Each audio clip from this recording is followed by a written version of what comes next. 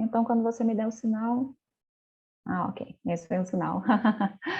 Então, vou começar aqui a minha exposição. Vamos lá, todos nós. Bom, então, antes de iniciarmos, esse mini curso, ele faz parte de uma programação das prévias do congresso da rede FIPSIC, que vai acontecer em outubro desse ano. Essas prévias, né, a gente está aqui no dia 30/8, e também semana que vem, e haverão diversas modalidades de apresentações que vão ocorrer de forma online. Então, semana que vem também haverá a live do Vitor com a Maria Rita Kel, também teremos outro mini curso que a Paula vai ministrar, uma mesa e também o lançamento de uma edição de uma revista. Toda essa programação vocês podem conferir através do Instagram ou do Facebook, né, do grupo de pesquisa de filosofia e psicanálise, subjetividade, filosofia e psicanálise, que é um Instagram, que são redes sociais que estão bem movimentadas, estão sempre em andamento, e vocês também podem tirar dúvidas por lá. Então, deixei aqui esse flyer que está circulando por todas as redes, que também tenha os endereços, né, de onde vocês podem acessar tudo isso. Antes de iniciar, então, o nosso minicurso, quero agradecer o convite que o professor Wayne me fez para estar aqui com vocês hoje. Eu conheci o professor Wayne na banca da minha pesquisa de mestrado, e ele fez várias orientações muito ricas desde o começo. Tem sido muito generoso comigo, me dado muitas oportunidades, sou muito grata a ele, não só a mim, como também a muitos alunos da graduação e da pós-graduação. Então, é uma pessoa que vale muito a pena a gente estar por perto e segui-la também, né, nas redes, por conta de todos os projetos muito interessantes que ele coordena. Esse minicurso, ele é sobre a minha dissertação de mestrado. Então, o que eu queria convidar, né, todos vocês que estão aqui hoje, é que vocês... Espera, antes de falar tudo isso, desculpa, quero agradecer a todos vocês que estão aqui hoje também, que quero falar que eu estou muito feliz por estar aqui, né, com vocês hoje. Eu gosto muito do que eu faço, fico muito feliz de estar podendo apresentar o que eu faço também, porque quando a gente faz isso, quando a gente trabalha com o que a gente gosta, não tem muito essa separação entre a nossa parte pessoal e a nossa parte profissional. Então, poder estar aqui com vocês hoje, poder falar do que eu gosto, né, aqui com vocês, é realmente assim, Opa, acho que alguém abriu o áudio. É realmente o que todo pesquisador gosta, o que todo pesquisador quer. Então, obrigada por estarem aqui hoje. Vou tentar fazer esse mini curso da forma mais clara, mais objetiva possível, para que a gente possa ter uma noite legal, possa ter, né, esses dois encontros muito interessantes para os dois lados. Então, esse primeiro encontro, eu vou falar sobre a parte de Freud, e o próximo encontro será sobre a parte do Bauman. O tema do mini curso é o tema da minha dissertação de mestrado, que é a questão da convivência para Freud e para Bauman. O nome, né, do mini curso será, então, Freud e Bauman, reflexões entre o conviver entre modernidades. E aí, como eu disse, então hoje nós vamos ver a parte do Freud, e aí na próxima semana nós veremos a parte do Bauman. E o que eu pensei de fazermos? Como será um certificado de 8 horas, né, de participação, para quem participar dos dois encontros, eu achei que seria interessante que vocês pudessem ler nesse meio tempo. Só que aí seria muito difícil eu conseguir disponibilizar esse material de leitura para vocês. Então, o que eu pensei é que, como tudo isso é sobre a minha dissertação, e seria muito difícil, seria muito longo falar sobre toda a minha dissertação aqui para vocês, pensei que vocês podem pesquisar, né, lá na internet algum tema que vocês se interessem. Eu vou tentar sinalizar durante a minha exposição aqui quais foram os temas que eu desenvolvi mais na apresentação, quais são os temas que faltou mostrar aqui também na minha exposição.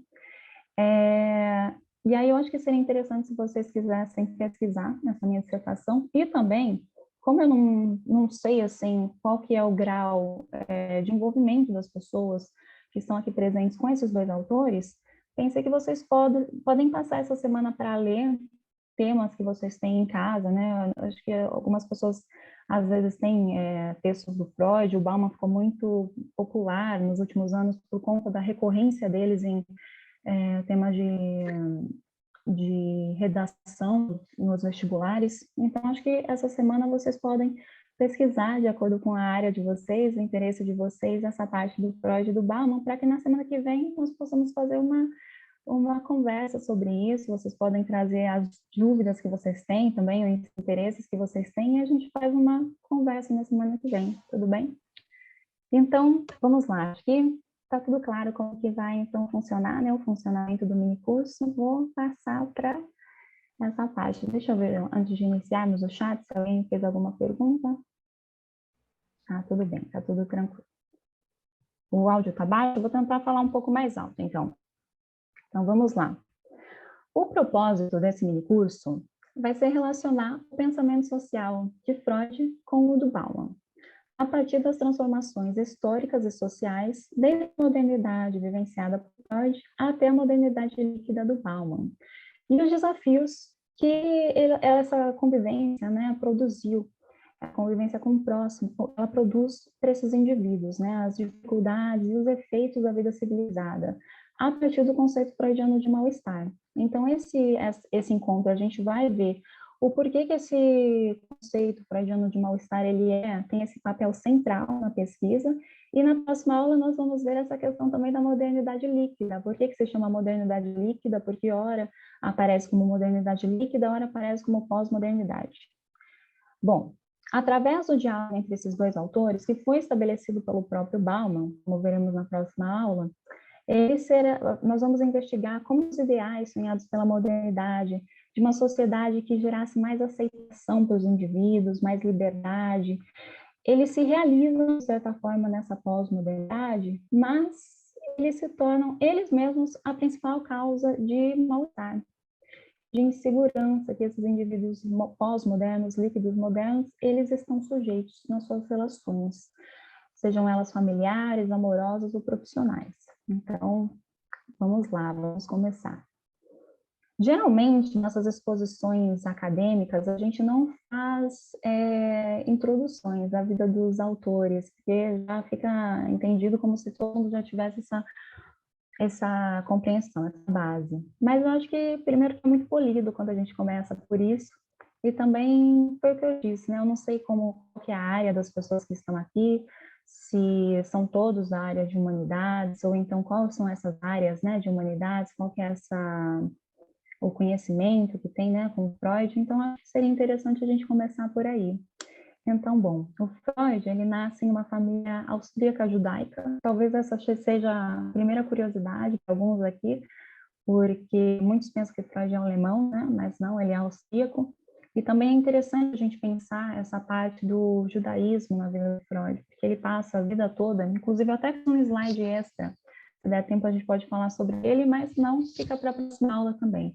A questão da religião para Freud, porque ele coloca a religião sempre num tom infantil daqueles que a praticam, algo a ser evitado, né, pelas pessoas mais esclarecidas. Então, ele tem essa postura durante a sua vida, mas se vocês verem aqui no último livro que ele produz, né, a grande obra dele, será o Moisés e o Monoteísmo, de 39, em que ele retoma as suas raízes. O Caio está com a mão levantada?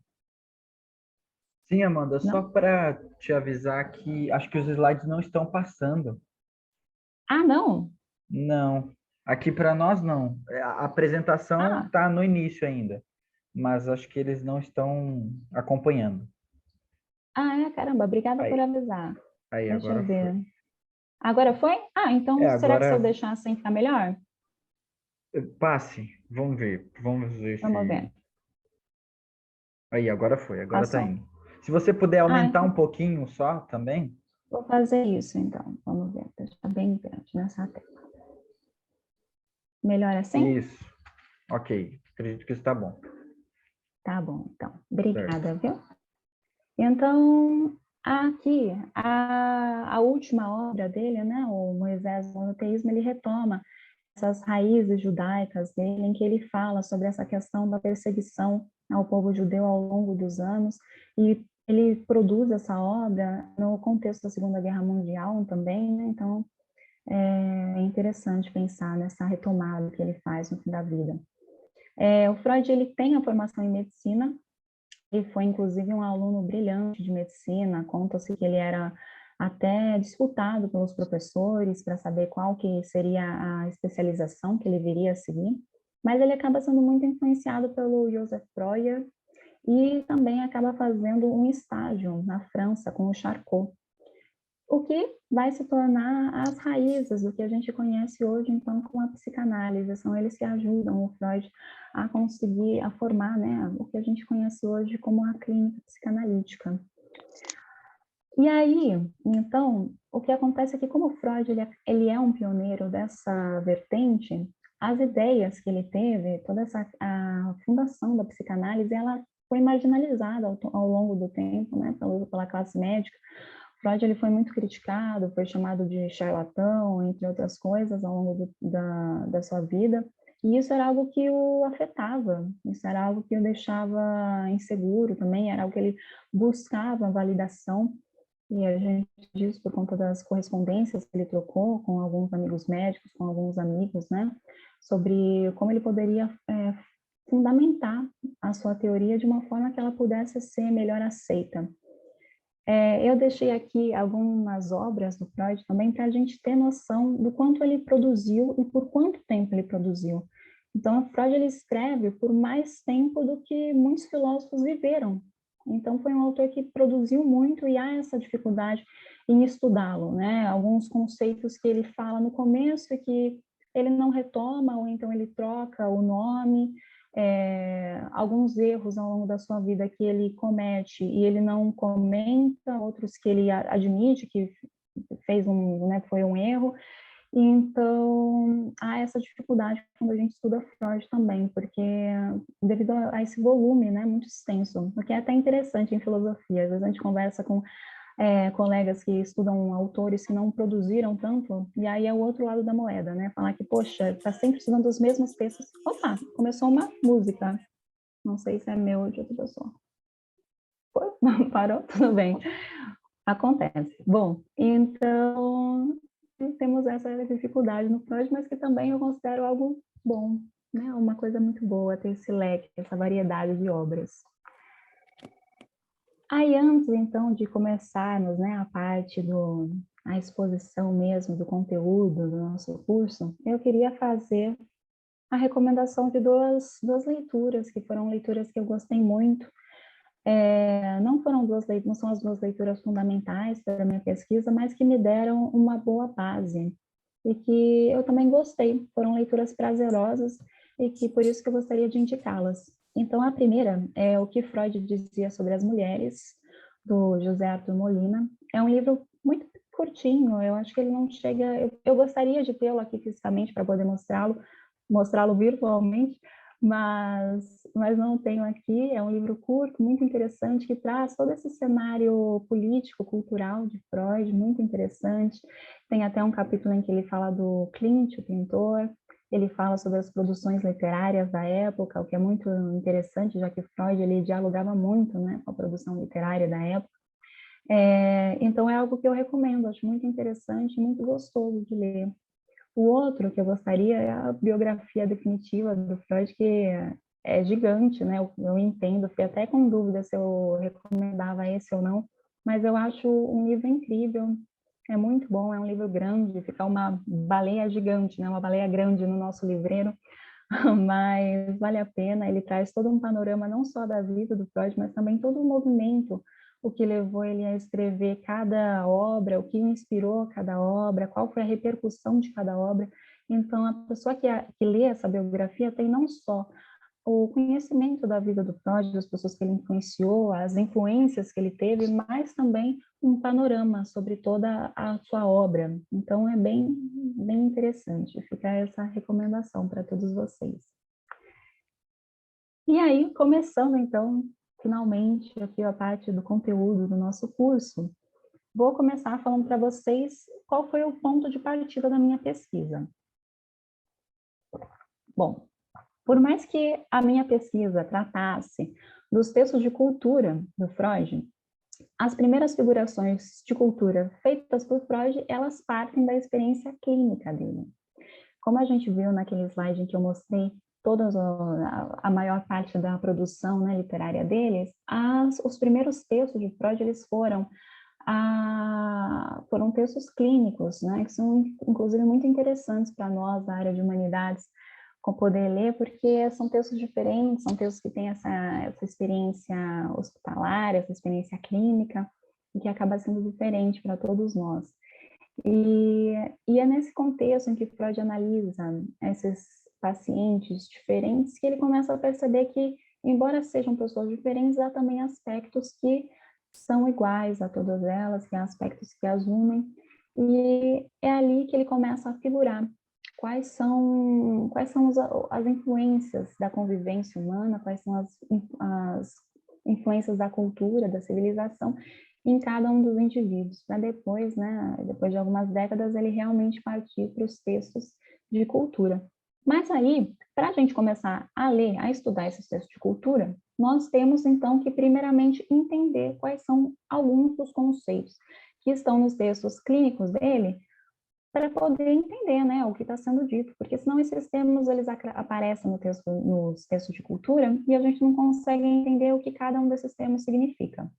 Eu já chamo aqui a atenção que não consigo, né, falar sobre todos esses termos agora, mas esses termos eles estão lá na minha dissertação, que inclusive tem esse mesmo nome, então qualquer coisa vocês podem jogar no Google, só colocar Amanda Malherba, convivência, ou então Freud, Bauman, e já aparece essa dissertação lá para vocês poderem ler e tirar dúvida, ok?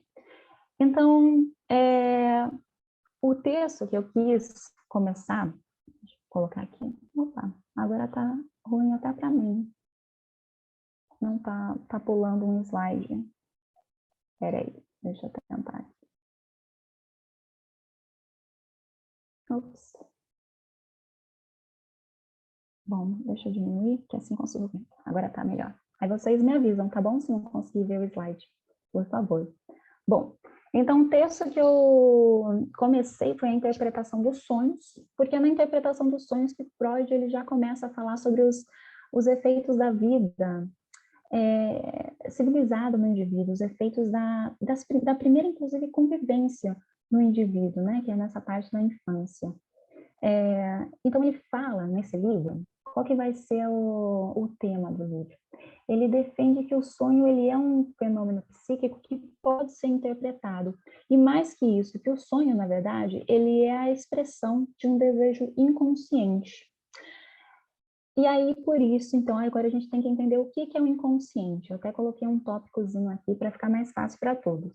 O inconsciente, para Freud, ele é um conjunto de conteúdos agressivos e instintuais, que são majoritariamente provenientes da primeira infância, formado por memórias e sensações. Embora essas manifestações dos desejos inconscientes elas se coloquem como categóricas, o Freud afirma que elas são constantemente censuradas e distorcidas. Então, Freud, nessa obra mesmo, A Interpretação dos Sonhos, ele diz que o inconsciente ele é um tirano. Ele quer ter sempre as suas vontades, os seus desejos satisfeitos na hora.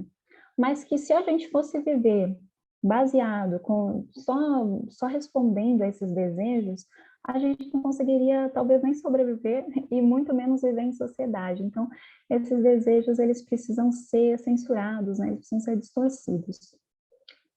E aí o que acontece? Como eu disse para vocês, as ideias do Freud elas eram marginalizadas, elas eram ridicularizadas, né? Muitas vezes ele tinha essa fama em alguns meios como uma pessoa, né, que estava produzindo uma teoria que não tinha base nenhuma, base científica nenhuma. Então, Freud ele tem uma escrita muito defensiva. Ele já escreve sabendo que algumas das suas ideias serão, né, criticadas, e ele já antecipa essas críticas e já se defende delas. Nesse caso da interpretação dos sonhos, ele sabia que muitas pessoas elas não acreditariam que o sonho é a expressão de um desejo inconsciente. E aí, por isso que ele passa a explicar o porquê que ele acredita que é o caso. E será então no capítulo 4 dessa obra que ele fala sobre o sonho sobre a morte das pessoas queridas. Por quê? Porque ele diz o seguinte: imagina que as pessoas elas dissessem para ele, falassem, Freud, olha, é impossível que todo sonho é a realização de um desejo, porque eu já tive sonhos tão ruins. Imagina, eu sonhei uma vez que, por exemplo, meu irmão morreu. Eu amo meu irmão. Como que eu ia querer isso? Como que eu ia desejar isso? E aí ele fala, então, que no caso seria uma realização de um desejo ainda, mas aí seria a realização de um desejo infantil.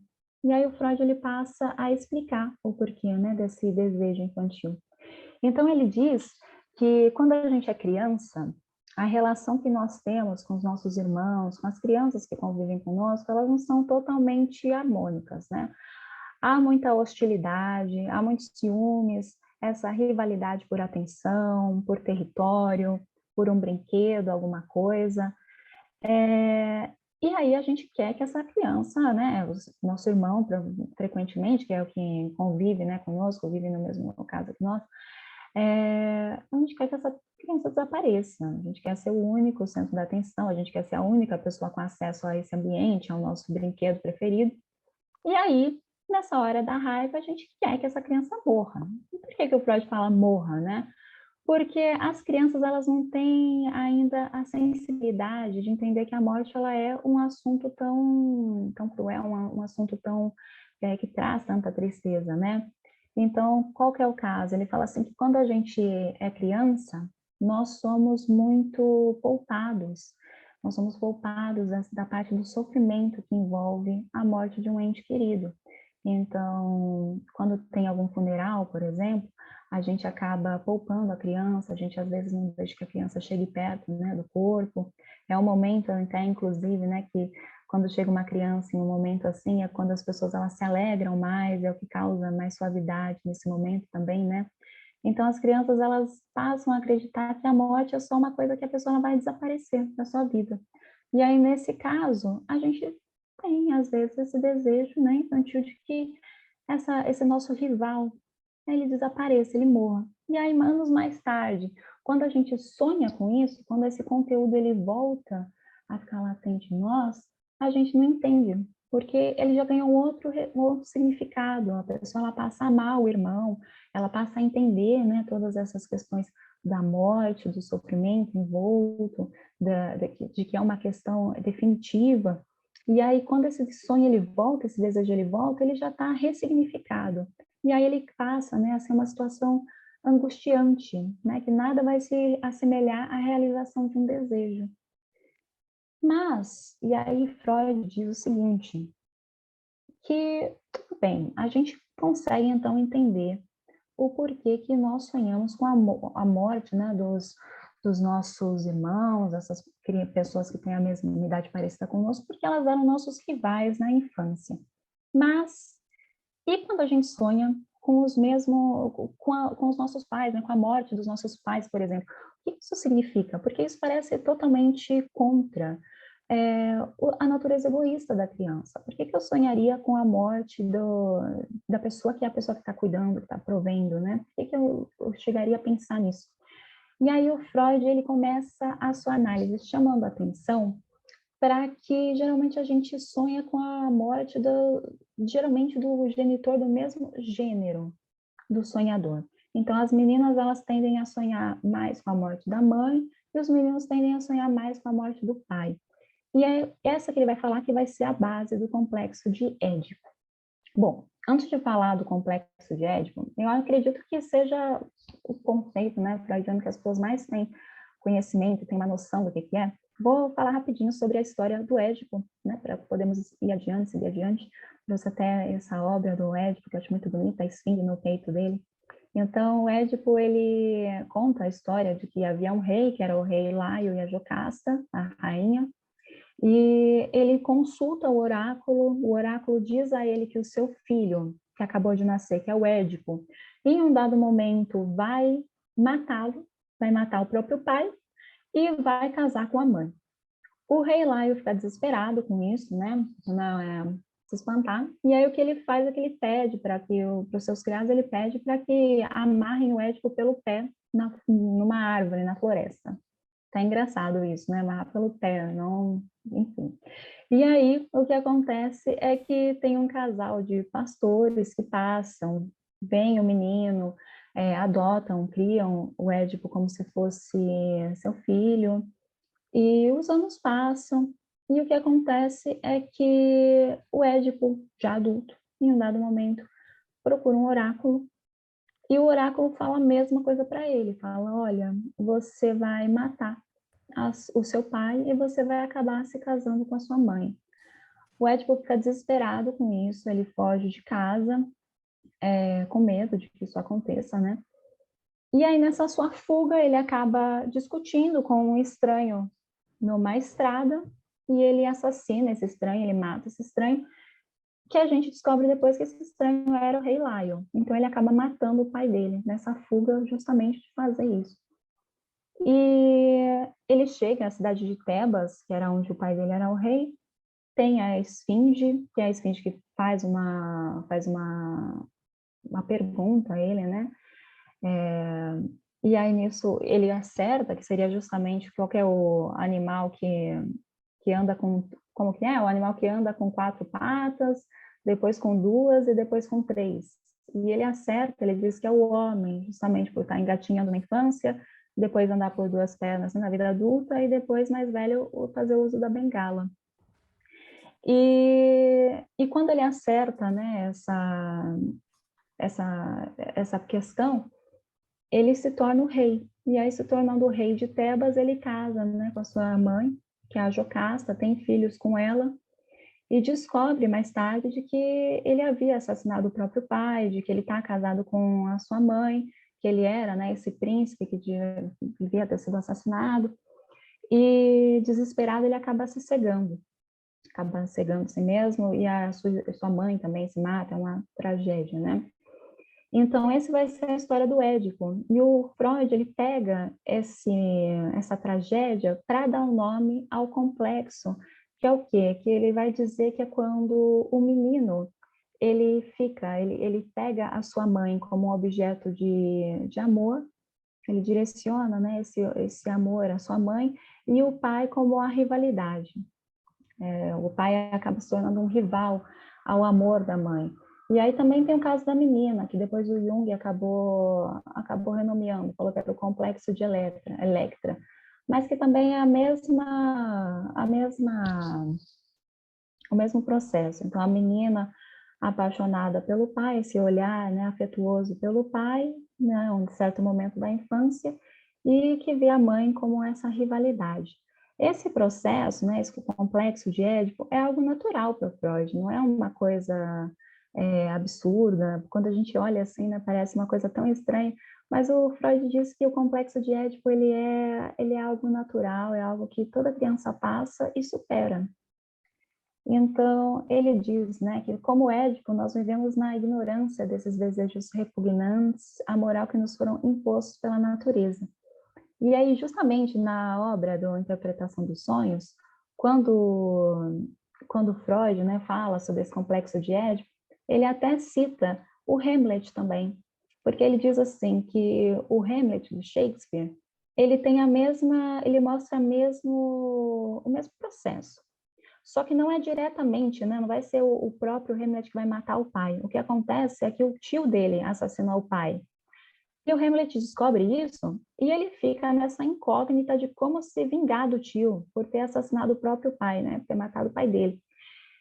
E o Freud, ele interpreta esse receio do Hamlet de se vingar do tio, esse sofrimento que ele passa, né, em todos os atos em que ele não toma uma atitude, como se fosse algo que ele está encontrando dificuldade de fazer justamente porque ele entende esse homem, porque ele já teve esse desejo quando ele era mais novo, de também poder assassinar o pai para também ficar com a sua mãe. Mas aí, então, né, isso que eu estou falando tudo, né, a gente chega nisso, que vai ser esse medo da castração da figura paterna que vai tornar possível a superação da hostilidade contra o pai. Então, Freud diz isso, que toda criança sente esse complexo de Édipo em um dado momento, mas vai ser esse medo da castração, medo de que descubra essa rivalidade, de que seja castigado de alguma forma, que faz com que esse desejo, e a rivalidade seja superado, e que vai possibilitar a identificação. E aí o menino passa a se identificar com o pai, e a menina passa a se identificar com a mãe também. E aqui também queria até trazer para vocês uma coisa que foi algo que eu gostei muito de ter feito na minha pesquisa, e que eu também tenho muita alegria agora de passar para vocês. Que, ao longo da minha pesquisa, eu li, né, tive a alegria de ler Os Irmãos Karamazov, foi uma obra maravilhosa, e eu li. E logo em seguida eu queria ler mais sobre isso, já sabia que o Freud tinha esse ensaio, né, que é o Dostoiévski, o Parricídio. É até interessante também, né, como às vezes a gente lê um livro mais longo, que a gente o carrega por tanto tempo, quando o livro acaba a gente tem essa dificuldade em aceitar. Fiquei sabendo que tem até um termo para isso, que é ressaca literária, quando a gente quer continuar no livro, não quer que ele acabe tão rápido. E eu tive, né, essa ressaca literária, queria ler mais sobre os irmãos Karamazov, eu queria ficar mais imersa nesse universo. E lendo o Dostoiévski, o Parricídio, eu percebi que era realmente uma ponte muito importante, uma ponte que seria muito rica para minha pesquisa. Então, fica também essa dica para quem quer continuar essa área de pesquisa, quem gosta de escrever. Às vezes a gente fica tão imerso só apenas nos textos dos nossos autores, e também textos relacionados, e quando a gente acaba travando, né, em alguns momentos, acho que se a gente também puder abrir o leque, poder ter, né, esse momento literário, esse momento artístico, são coisas que acabam fazendo com que a gente fique mais leve, fazendo até abrindo portas também, criando pontos, que foi o que aconteceu comigo. Então, quando eu li esse ensaio do Dostoiévski, do Parricídio, eu percebi que seria algo muito bom para a minha pesquisa. Por quê? Vocês viram lá que Interpretação dos Sonhos, ele é de 1899, em alguns lugares ele aparece como 1900, porque ele foi lançado com a data do ano seguinte, mas que depois, para 1930, era um recorte muito grande. E muito foi produzido, poderia ter, né, essa questão do porquê não ter trabalhado um tema mais próximo, né, para falar sobre esse parte do complexo de Édipo, como a questão da primeira convivência. E o Dostoiévski, o Parricídio, ele é publicado só um ano antes do Mal-Estar na Civilização. Então ele mostra o seguinte, ele mostra que o complexo de Édipo ainda era um conceito utilizado por Freud, ainda era um conceito que estava latente, né, na teoria freudiana. Então, foi algo muito bom para a minha pesquisa, que me fez ter mais força na minha argumentação. E aqui, vocês percebem, então, né, que o complexo de Édipo, o Freud mostra ele no próprio Édipo, Freud aponta ele também no Hamlet, mas até então são dois personagens literários, né, dois personagens fictícios. E o Freud ele passa a mostrar, a apontar o complexo de Édipo numa pessoa real, que vai ser o Dostoiévski. E não só uma pessoa real, mas também uma pessoa famosa, uma pessoa que produziu obras famosas, né? Então, analisando Dostoiévski, o Freud não estaria analisando só ele, mas também analisando as obras dele. Então, a gente já pode até imaginar como que isso foi rebatido, como que isso foi criticado pelas pessoas na época. Freud sempre muito ousado, né? Vocês perceberam. Que é interessante também. Acho bom estudar um autor ousado. A gente nunca fica entediado com as decisões que ele toma ao longo da carreira. Então, o que o Freud ele diz? Ele diz o seguinte, nesse ensaio, que o Dostoiévski, ele teve a vida toda ataques de epilepsia.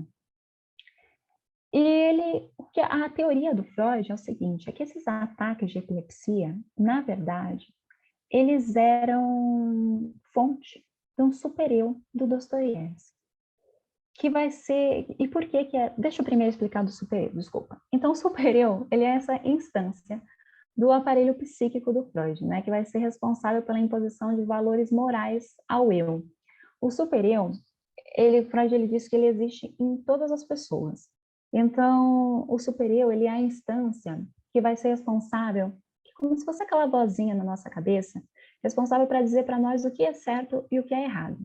Então, por exemplo, se uma pessoa ela tem uma criação cristã e ela cresce ouvindo o que é pecado, o que não é pecado, mesmo se mais tarde ela abdique disso, essa não seja a religião principal dela, o Freud ele disse que esse super-eu ainda está lá, dizendo para ela o que é certo e o que é errado.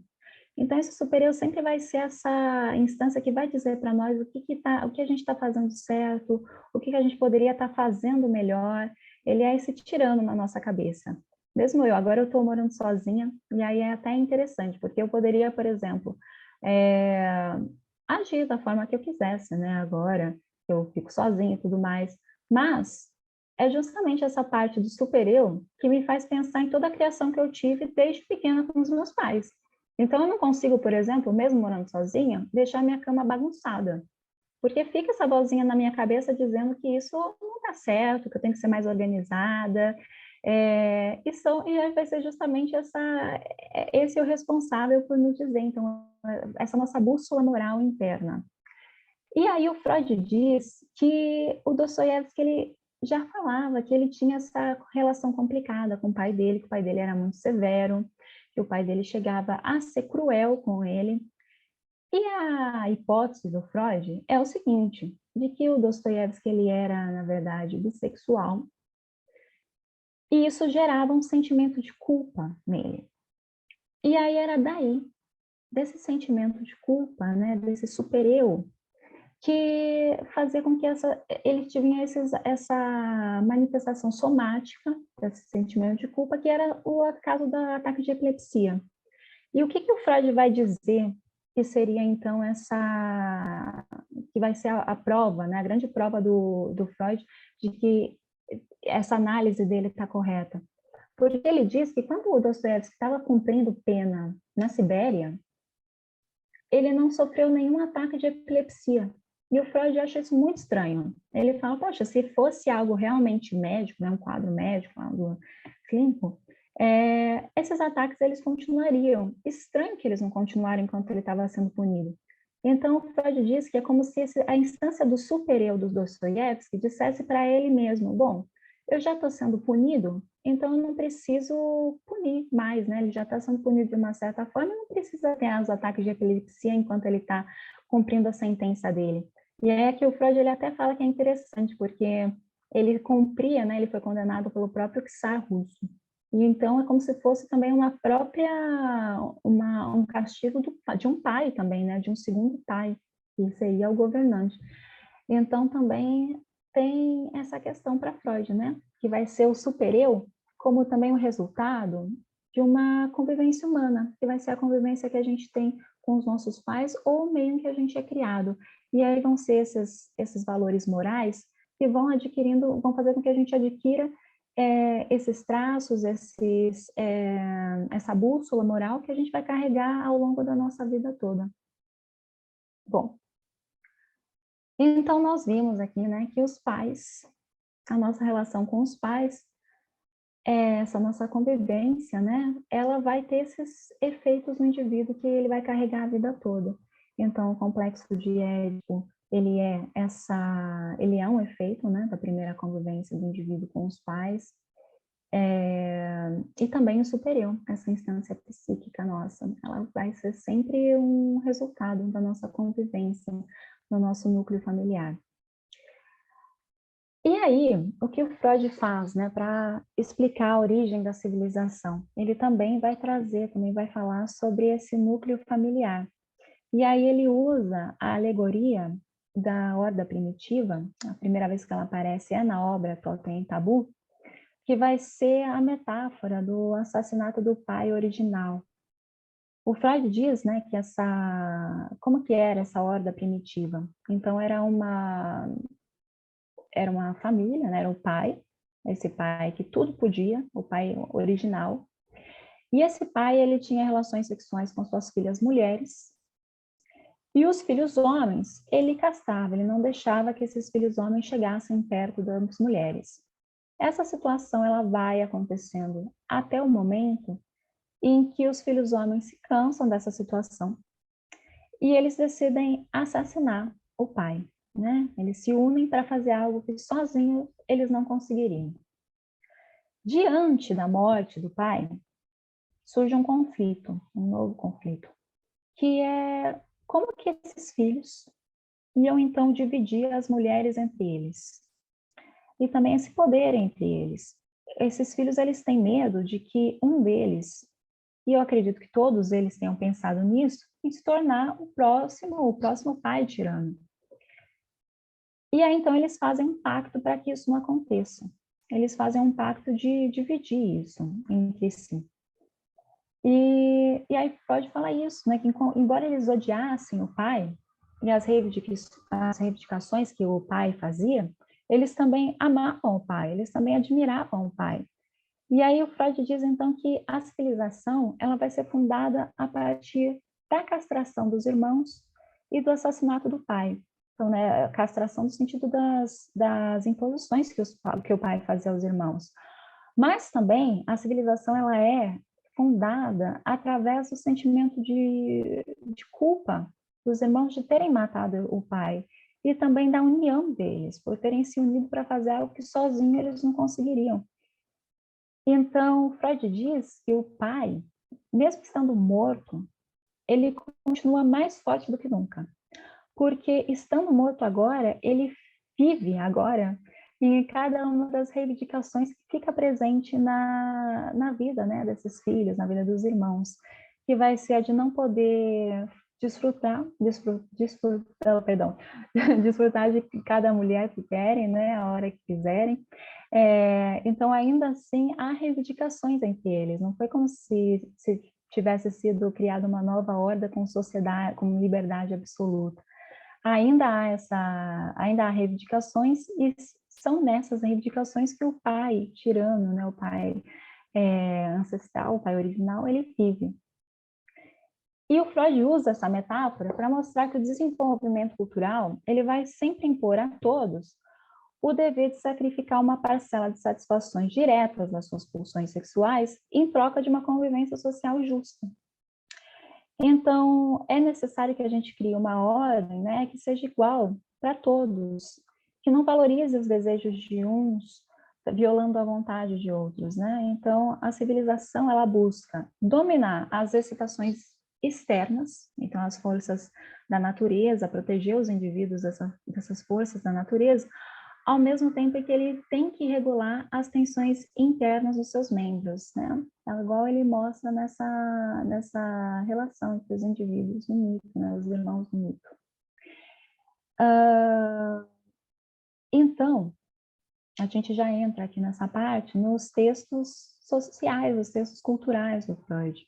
O primeiro texto cultural do Freud é a Moral Sexual Civilizada e Doença Nervosa Moderna, em que ele começa a descrever, né, esse mundo de choque, de deslocamento, instabilidade, em que ele fala desse cenário urbano, que ele observa, né, essas transformações das cidades cada vez maiores, cada vez mais agitadas, também marcadas, né, por esse terreno da tecnologia que parece, nesse dado momento, não tem fim. E não tem fim no sentido de não ter limites, né?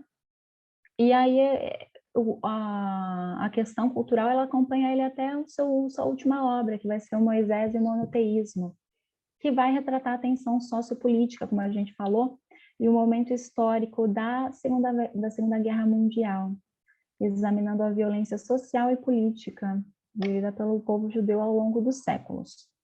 Bom, será no Mal-Estar da Civilização, que é o nosso tema principal, o nosso texto principal, o texto principal da pesquisa, que o Freud define a civilização como conjunto de práticas e normas que diferenciam a vida do homem da vida de seus antepassados animais. Porque as civilizações humanas não são reguladas pelo instinto e elas, por isso, né, necessitam impor sacrifícios aos seus membros para manter a ordem. Como a gente está vendo, igual a violência do pai primitivo, né?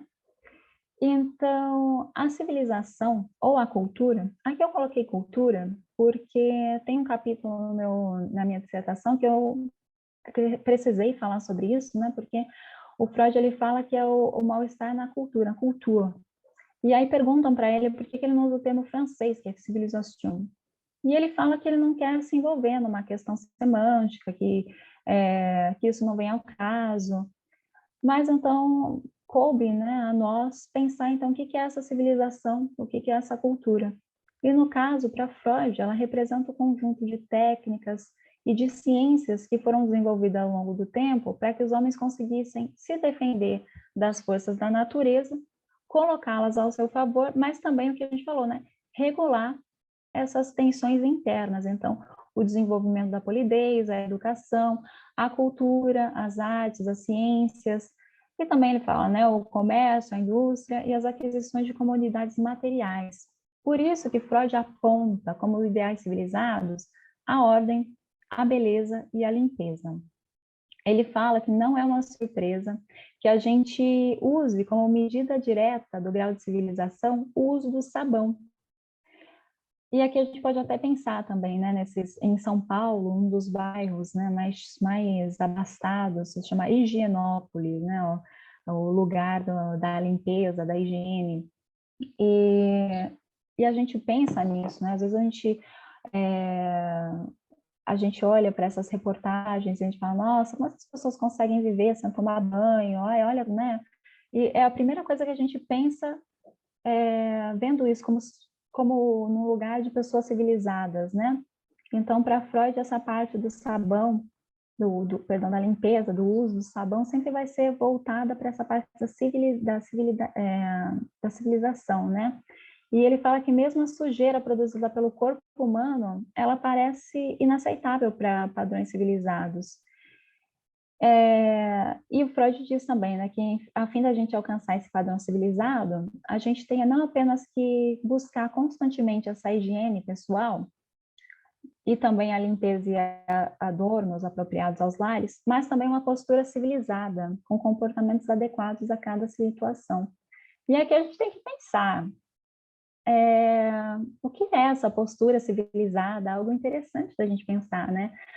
Quanto que a gente consegue tolerar, até nessa questão de gênero, quando homens, né, até que ponto homens são civilizados e mulheres são civilizadas, e a gente consegue também tolerar que homens gritem mais, fiquem mais bravos, algo assim, e quando uma mulher faz isso não é tão tolerável, né, como se homens tivessem às vezes muito mais direito de ultrapassar essa linha, até a questão da higiene também, algo interessante a se pensar. Bom, por isso Freud ele acredita então que a vida em civilização não é uma tendência natural do homem, mas ela é algo que foi imposto pela necessidade. Ele acredita que a civilização, né, ela é uma ordem imposta a uma humanidade naturalmente desordenada. E isso vai ser um ponto muito importante para Freud, porque ele mostra que, ao impor isso também é uma certa violência que está sendo colocada a essas pessoas, né? E essa violência vai gerar algo que a gente vai ver daqui a pouco, que vai ser um mal-estar. Então, ele fala que a indispensabilidade de trabalhar para sobreviver, e os desejos dos homens de conservarem suas mulheres e as proles juntos a si, vocês estão vendo que essa parte ela é muito darwiniana, né? O Freud ele faz esse uso, como eu disse para vocês, para tentar criar uma base científica para a sua teoria. Então, esse momento é muito darwiniano. Fez com que esses seres humanos eles se reunissem em comunidades cada vez maiores a fim de assegurar sua sobrevivência. E por isso, então, que Freud vai dizer que o amor e a necessidade são os pais da civilização. Amor, eros, né, e necessidade anativamente. Mas, então, a gente percebe o quê? Que tem essa dualidade na relação do homem com a civilização. Porque, ao mesmo tempo que a civilização ela é responsável por grande parte da satisfação daqueles que nela vivem, porque ela protege os seres humanos das forças externas da natureza, ela regula também as relações entre eles, faz com que seja mais fácil de sobreviver, de ter outros projetos além da sobrevivência, né? Mesmo assim, ela não consegue tornar seus membros progressivamente mais felizes.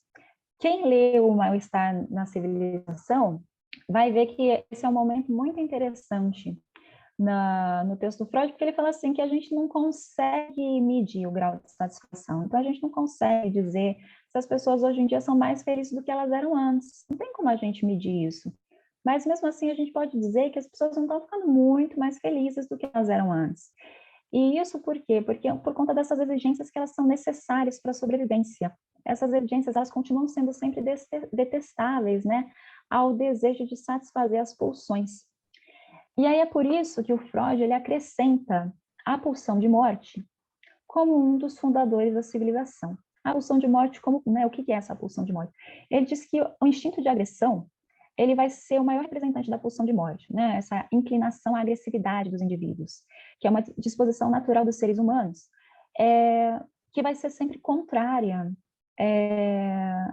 à ideia de agrupamentos cada vez maiores. Então, por isso que vai ser uma necessidade da civilização controlar os instintos agressivos dos seus membros para conservar-se. Então, temos aqui, né, mais um dos pilares na fundação da civilização. Temos a pulsão de morte, que ele chama também de Thanatos, que é o deus da morte em grego, além do Eros e Ananke. Nesse momento, na minha pesquisa, eu falei aqui, né, sobre alguns métodos para reprimir e regular a agressividade. Eu usei o Foucault, quando ele fala das instituições. Então, como que a família, como que o hospital, a escola, como que eles atuam sobre os indivíduos para fazer com que eles fiquem dentro dessa normalidade. E também aqui nesse capítulo é onde eu falo mais sobre essa instância do super-eu. Esse super-eu que vai estar responsável para falar para as pessoas o que é normal, o que não é, de acordo também com todos esses preceitos morais que eles receberam da família, né, e também da escola desde pequenos. Então, métodos, eles vão sendo cada vez mais aperfeiçoados, aplicados, também para quê? Para permitir a convivência e fazer com que a agressividade seja internalizada pelos indivíduos, ao invés dela ser direcionada a outras pessoas. Só que aí o Freud fala, né, que esse processo de interiorização dos sentimentos hostis, ele indica que essas renúncias, elas nunca são totalmente aceitas no inconsciente dos indivíduos. E então que todas essas imposições que a sociedade faz a nós, de que nós temos que tratar as pessoas de uma certa forma, a gente não pode tratar as pessoas como a gente quer, a gente não pode ter o que a gente quer, o que a gente quer, né? A gente tem que esperar. No caso do Freud também, o Freud trabalha muito a questão da renúncia das inclinações sexuais, então o Freud fala até da questão da homossexualidade, da bissexualidade também, e também da gente ter o nosso objeto de amor, né? Na época você teria que casar, ver se a família da pessoa aceitaria casar com você para só depois de tudo isso você poder ter uma relação, né, com a pessoa. Agora, hoje em dia, teremos na próxima aula com o Bauman, né, como que hoje em dia isso também continua. Mas para o Freud, então, toda essa questão, todas essas dificuldades, todas essas imposições, elas nunca são aceitas totalmente no inconsciente dos indivíduos. O inconsciente, ele continua tirano, como nós falamos no começo. Ele não aceita essas imposições. E vai ser isso que vai gerar o sentimento de mal-estar. Por isso, então, né, que o Freud fala que o mal-estar, ele está sempre se atualizando na sociedade. Porque essas restrições, elas sempre vão acontecer na sociedade. Deixa eu passar para o próximo slide que eu falo mais disso aqui. Então, o mal-estar freudiano, ele representa uma condição permanente da civilização, porque a civilização ela vai ser sempre construída sobre a renúncia instintual. Então, toda a sociedade vai pedir do indivíduo uma parcela a renúncia, né, de uma parcela da sua satisfação, né, dos seus desejos. E ele fala que sempre vai ser essa renúncia, sempre vai gerar um mal-estar. Então, o mal-estar sempre vai estar presente em toda a sociedade. Então, não é que o mal-estar está aqui porque é um desajuste, a gente consegue consertar isso com mudando alguma norma, é uma irregularidade passageira. Não. Para Freud, falar sobre mal-estar é falar sobre civilização, e vice-versa. Já que a civilização, ela necessita, né, que os indivíduos eles direcionem a agressividade que eles poderiam sentir contra os outros membros para si mesmos, transformando tal agressividade em instâncias repressivas. E aí aqui, opa, é até interessante a gente relacionar o Freud com o Foucault, né? O Foucault ele fala isso, né, que o grande ganho da modernidade é que a gente consegue colocar que o próprio indivíduo passa a vigiar ele mesmo, né?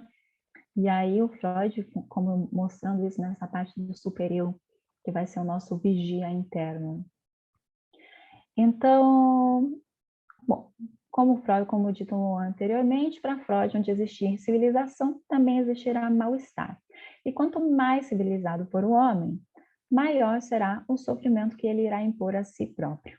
Assim, o processo civilizatório é uma troca continuamente instigada a se renegociar, em que os prazeres da vida civilizada são continuamente comparados aos prazeres que devem ser sacrificados em prol da vida em civilização. Aqui a gente pode pensar, né? Todo mundo já teve esse ímpeto de querer se libertar das imposições que são feitas pela sociedade, de querer viver sozinho, de querer viver, né, em algum lugar afastado de tudo. E isso para Freud é um indicativo de que essas imposições não são aceitas pelo nosso inconsciente, e por isso vai sempre existir, né, o mal-estar na nossa civilização. Na próxima aula, o que nós vamos ver é o que hoje há mais liberdade em relação a essas imposições. Bauman ele diz que na modernidade líquida, como ele chama a modernidade que nós vivemos hoje, há mais liberdade para os indivíduos, né? E aí também a gente pode questionar na próxima aula quanto que isso é ele falando de Londres, de onde ele escrevia, mas nós, né, no Brasil, quanto que essa liberdade realmente chegou até nós, né? Mas que hoje há mais liberdade para os indivíduos poderem amar quem eles quiserem, poderem sair na rua com quem eles quiserem, não é necessário esperar para se casar com alguém, para você poder ter relação sexual, mas ainda assim será dessa liberdade que virá o mal-estar né, dos indivíduos, mal-estar na civilização. E falaremos disso na próxima aula. Essa parte aqui da religião, bom, vou falar um pouco, né? A gente ainda tem um pouquinho de tempo, eu vou falar então agora sobre essa parte da religião, que bom que deu tempo. O Freud fala que, sobre essa questão da convivência, que o mandamento cristão, ama teu próximo como a ti mesmo, gera uma grande dificuldade nos indivíduos.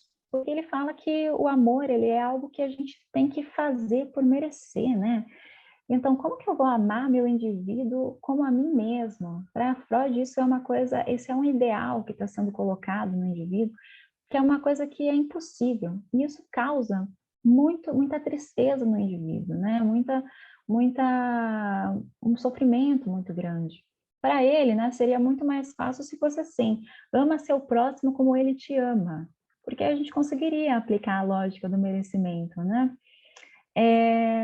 Mas não. E aí ele continua que então existe um mandamento ainda mais difícil para a gente conseguir alcançar, que seria o ama teus inimigos, que é uma imposição mais insensata e tão inatingível quanto o primeiro.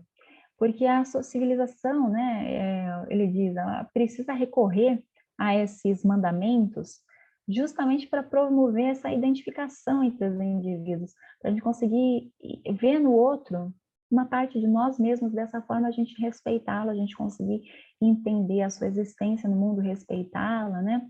Orientá-los a amar o próximo como a si mesmo é controlar a natureza humana original, regulando a hostilidade primária dos seus membros. Então, para Freud, a convivência humana ela é influenciada pelos instintos agressivos e hostis que os indivíduos têm entre si. E aí resta à civilização impor continuamente regras e normas que limitem a violência que limitem, né, a violenta natureza humana e possibilitem interações mais pacíficas entre seus membros, apesar da tensão e desconfiança mútuas. Então, né, se alguém percebeu ao longo da exposição como que Freud, a visão do Freud é bem hobbesiana, está correto, né? A visão do Freud ela é totalmente hobbesiana, essa questão do o homem contra o homem, a desconfiança entre os dois, e é justamente isso, né? Para Freud, a civilização ela tem esse papel muito cansativo e muito complicado de conseguir realmente regular a relação entre as pessoas, entre os seus indivíduos. Bom, essa foi a minha exposição sobre Freud, né, sobre a convivência, os efeitos da convivência que nós vimos, foi o complexo de Édipo, a instância do supereu, também essa questão da relação humana, o mal-estar como um efeito da civilização, da convivência humana, né, de não poder manifestar todos os nossos desejos, de podermos realizar todas as nossas vontades na hora que nós quisermos, né? E aí, na próxima aula, então, nós vamos falar sobre o segundo autor, que vai ser o Bauman. Então, nós vamos falar sobre a questão do mal-estar na pós-modernidade. Então, como que esse mal-estar ele ainda acontece na pós-modernidade? Se esses ideais que o Freud sonhou, eles se realizam de certa forma nela, como que então esse mal-estar ele ainda acontece nela, né? Como que ele está presente? Então, nós vamos falar sobre essas transformações históricas, a passagem da modernidade para a pós-modernidade, ou modernidade líquida, vamos falar sobre esse termo, né? A passagem de uma sociedade de produtores para uma sociedade de consumidores, falar sobre o movimento, falar sobre o mal-estar, e também sobre a convivência na pós-modernidade. Então, o trabalho e a competição, aqui eu vou querer falar com vocês sobre a questão do home office, sobre essa síndrome de burnout também, né, que as pessoas sentem hoje. Freud fala sobre essa parte de viver no mundo em que as sociedades, as paredes, elas se dissolveram também, né, elas também estão líquidas. Então, eu não sou só um funcionário de uma empresa enquanto eu estou nela, eu continuo sendo funcionário dessa empresa, mesmo depois, né, quando eu saio de lá, isso causa esse esgotamento. Vamos falar sobre o amor líquido moderno, então, como que essa convivência humana na parte romântica, como que ela acontece através das redes sociais, através dos aplicativos de encontro, e como que a parte da praticidade, esse aspecto da praticidade, como que ele permeia, né, essas relações humanas. E falar sobre a comunidade pós-moderna, se é possível a gente ter uma comunidade pós-moderna. Então, fica aqui na minha exposição, que eu havia combinado, acho que entraram algumas pessoas, peço até desculpa, porque chegou um momento que eu fiquei até um pouco desnorteada, porque começava a aparecer avisos de pessoas que estavam pedindo para entrar, e eu também tentava não perder o foco. Então, que eu havia combinado no início da aula com as pessoas que já estavam aqui, é que para vocês terem esse tempo, até a semana que vem, para vocês poderem ler o que vocês tiverem interesse também, do Freud, do Bauman. Eu não sei qual que é a área de cada um aqui, mas eu acho que seria interessante se a gente fizesse também um diálogo na próxima semana sobre o que cada um já conhece sobre Freud, Bauman, se vocês conseguissem pensar no que vocês conhecem, o que interessam a vocês realmente sobre trazendo a questão da convivência, né? Seria muito legal. E também convidá-los a ler a minha dissertação do mestrado, tem bastante coisa lá que eu não consegui falar aqui agora, por uma questão de tempo, porque ficaria muito longo. Então estou lá, convido todos vocês a lerem, está em domínio público, é fácil de encontrar. E também, se vocês quiserem procurar, assim, né, quiserem ver o material que vocês têm, é muito fácil de encontrar esses dois autores na internet. O Freud, os livros dele, muito fáceis de serem encontrados na internet. Bauman tem muitas entrevistas, né? Os livros também são fáceis de ser encontrados, mas muito mais fácil encontrar as entrevistas que ele deu no YouTube. Então, caso vocês queiram assistir, pensar em alguma dúvida que vocês têm, acho uma oportunidade legal para poder tirar uma dúvida, ter uma discussão, talvez até algo que acabe gerando alguma inspiração para vocês, algum projeto, não sei, um projeto que vocês já têm em andamento. Fica então esse meu convite para a próxima semana. Agradeço a todos vocês que continuaram até aqui. Quero saber se vocês têm alguma dúvida. Deixa eu parar meu compartilhamento aqui. Saber se vocês têm alguma dúvida, alguma questão que ficou latente, né, para usar algum termo freudiano.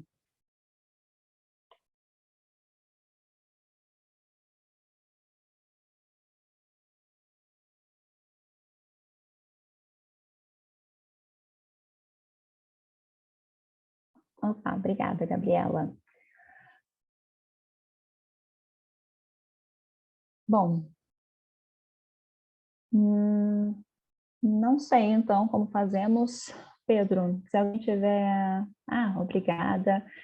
É isso, caso alguém queira escrever no chat, ou então perguntar aqui, sem problemas nenhum. Se quiserem, também podem mandar perguntar na semana que vem, deixarem para a semana que vem. Fico aberta aqui, podemos até coloco também à disposição para falar sobre outros temas do Freud, do Bauman. Se quiserem fazer sugestões também, deixei no último slide o meu e-mail, não sei se deu para ver, né, passando um pouquinho rápido. Caso tenha alguma sugestão e alguma dúvida, podem perguntar lá no meu e-mail também. Ok?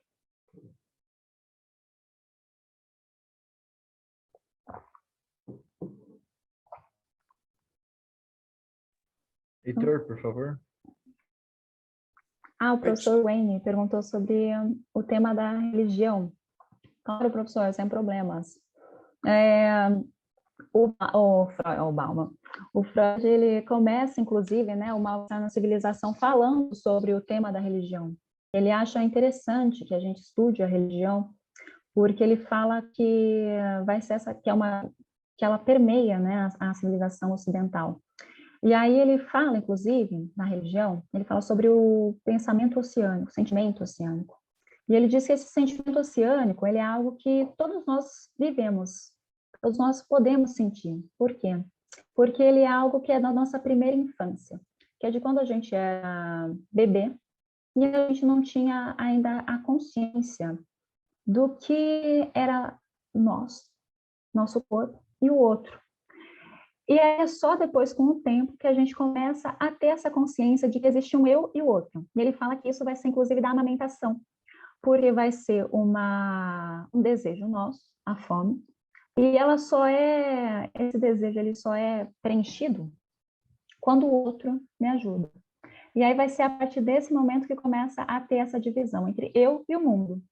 E aí o Freud fala, então, que esse sentimento oceânico, que é o sentimento de pertencer a algo mais, a ultrapassar o nosso corpo, ele será, então, a base da religião. E aqui a gente nota também, né, uma ironia do Freud, de relacionar a religião a algo infantil, algo, né, algo de uma criança, como se então os adultos então não sentem isso, não tem isso. Para Freud, ele fala nesse momento também no Mal-Estar na Civilização, ele diz então que a religião ela também faz imposições muito injustas aos indivíduos, porque ela pede dos indivíduos coisas que eles não conseguem atingir. E uma delas é esse mandamento cristão, que ele fala que é mais antigo que o cristianismo, que já está lá no judaísmo, que será ame os outros como a si mesmo. Porque ele fala que, para nós, não faz sentido eu amar alguém, principalmente uma pessoa que eu não conheço, uma pessoa desconhecida, como eu amo a mim mesma. Porque o amor, ele sempre tem essa parte do merecimento. Eu só gosto de alguém se eu acredito que essa pessoa merece, por algum motivo, o meu amor, ser o objeto do meu amor. Então, como que eu vou amar alguém se eu não conheço essa pessoa, se eu não sei como essa pessoa é? Ele diz que seria um mandamento muito mais fácil se a gente dissesse que a gente tem que amar as pessoas como elas nos amam, porque aí teria esse senso de merecimento, né? Bom, eu estou amando ele da forma que ele me ama, mas não. E ele fala que ainda há um mandamento pior ainda, que é um mandamento do ame os seus inimigos. E ele fala, poxa, como que eu vou amar meus inimigos? Isso é uma coisa que não é natural. Então, o Freud, ele responsabiliza a religião também pelo sentimento de mal-estar, porque ele fala que as imposições que ela faz aos indivíduos são imposições que não são naturais, são imposições que elas não condizem com a natureza humana, e aquele que tentar satisfazer essas mandamentos, que tentar viver de acordo com ele até traz o caso do São Francisco, né? Será uma pessoa que não vai conseguir viver de acordo com a sua natureza, vai ser muito difícil, uma pessoa com muito sofrimento, ela não vai conseguir atingir isso. Não sei se eu respondi.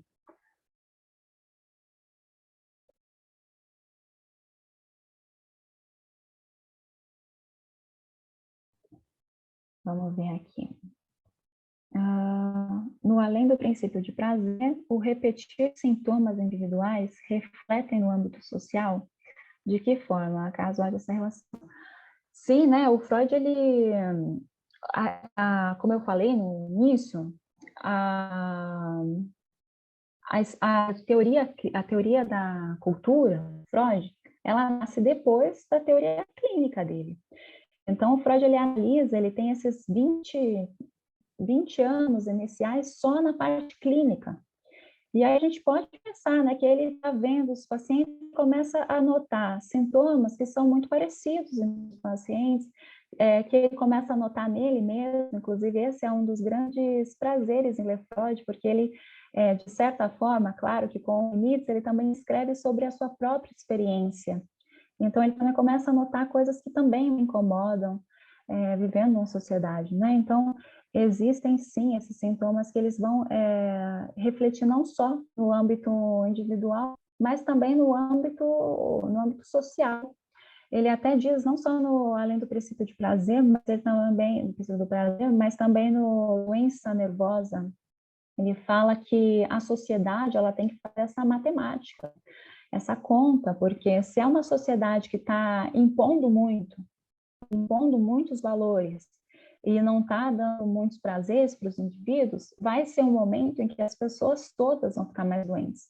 Serão momentos históricos em que mais indivíduos ficarão doentes, com mais doenças nervosas. Então, também tem essa questão, né, de que não são só sintomas individuais, a forma que a sociedade, os valores que a sociedade impõe, eles afetam ao todo, né, os indivíduos em geral.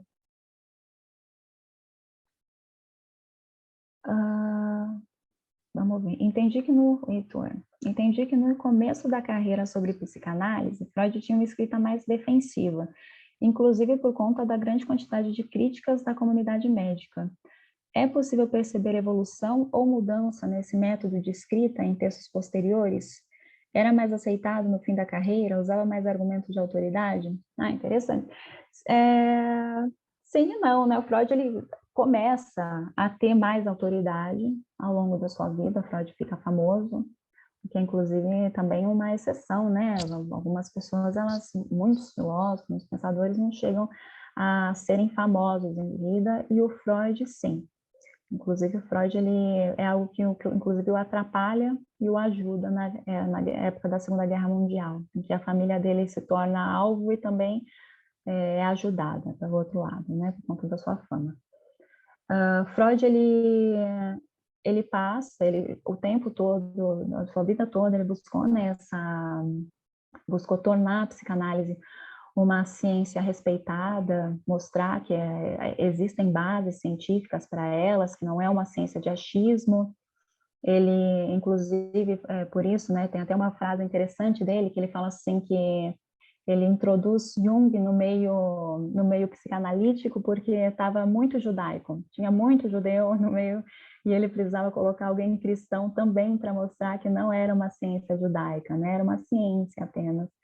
Então, ele cria, né? Acho que a gente pode até pensar, né, então, que quando eu falei dessa ousadia dele, é também uma coragem que ele vai ganhando. Então, ele poder fazer como ele fez o ensaio com esse tom autobiográfico do Dostoiévski, ele começar a falar de cultura, começar a falar sobre história do judaísmo, foi um autor que falou sobre muitas coisas que não era o tema inicial dele. Então, isso também é algo que, o que permitiu que ele desse esses saltos, também foi essa confiança que ele ganha, esse reconhecimento que ele ganha. Então, não foram só também críticas, mas também muitos seguidores,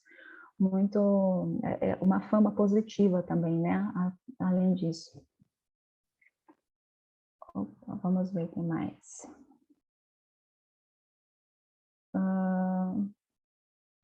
O Lucas, o conceito de civilização para Freud abrange demais povos, como os indígenas, por exemplo, ou tem uma visão mais eurocêntrica.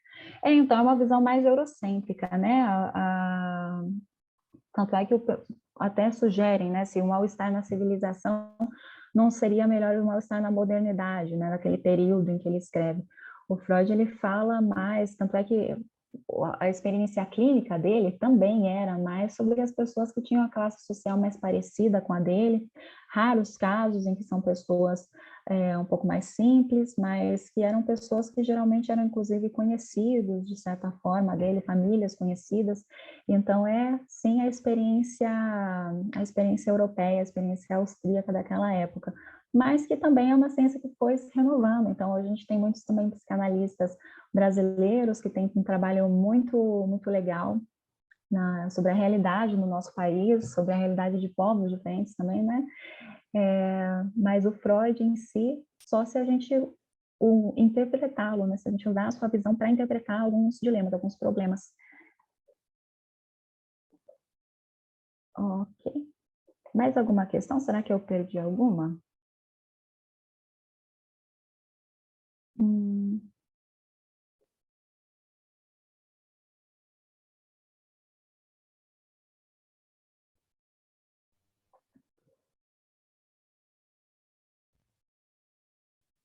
O nome dos livros dos autores, eu acho que eu acabei... Eu posso copiar aqui do meu slide a lista que eu falei sobre o Freud. Posso colocar aqui no chat, sem problemas.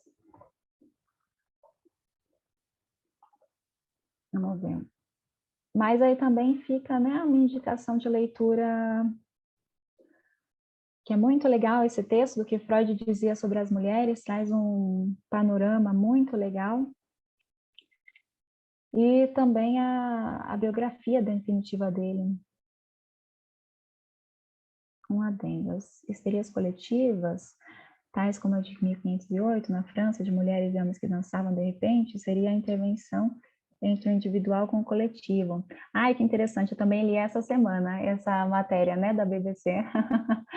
É verdade, né, a gente pode pensar nisso, né, como que essas coisas que a gente lê depois eu vi na matéria que depois eles falaram que talvez tinha sido um fungo que atuou nas pessoas, mas também é isso, e a gente pode pensar, o Freud fala disso, até da questão do carnaval, questão de algumas festas, que inclusive na Europa, né, que tem essas festas bem tradicionais de alguns povos, que fazem uma vez no ano um carnaval. E aí como que são, então, uma forma de dar vazão, igual eu falei há pouco tempo, nessa questão de fazer uma conta. Se eu só estou impondo para os meus indivíduos, só fazendo imposições, só fazendo restrições, vai chegar um momento que não vai dar mais. Então, a gente cria um momento no ano em que essas pessoas elas podem se soltar, que elas podem dar vazão a isso. E aí é uma forma interessante, né, da gente interpretar essas peças, e aí como você também falou da matéria, né, que foi essa epidemia da dança que aconteceu na França. Bem interessante.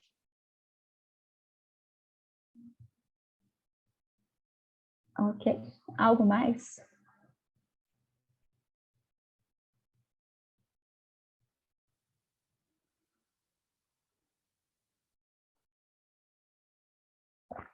Acho que na semana que vem a gente vai ter uma discussão bem legal. Se dessa semana já foi tão legal assim, na semana que vem acredito que vai ser mais legal ainda com o Bauman, que traz esses temas atuais. Então, o que eu peço para vocês se vocês pesquisarem, já vierem com alguma pergunta pronta, alguma questão assim maior, que vocês podem me avisar até antes da minha exibição, da minha exposição, porque assim eu consigo fazer de uma forma mais sucinta e a gente foca em conversar, né? Porque eu acho que é interessante ter esse local para uma conversa, para poder tirar dúvida, para poder fazer uma relação, tá bom?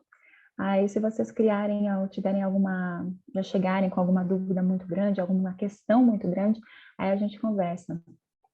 Isso, obrigada, Pedro, por ter disponibilizado. Pedro tá com o nome do Caio, mas é Pedro, tá? Não é que eu tô errando o nome dele o tempo todo. Então, sim, meu e-mail tá aí. Se alguém quiser, se quiserem o slide também, pode me pedir por e-mail, que eu disponibilizo sem problema nenhum, tudo bem? E aí, então, nos encontramos semana que vem, nesse mesmo horário, para falarmos sobre pro Bauman. E aí tem então, na próxima semana, a gente tentem ler, né, algum texto que vocês tenham em mente, alguma coisa que vocês tenham interesse. Fica o convite, quem quiser ler a minha dissertação de mestrado está lá, é só colocar o meu nome, Amanda Malerba, Convivência, ou então Freud Bauman, está em domínio público.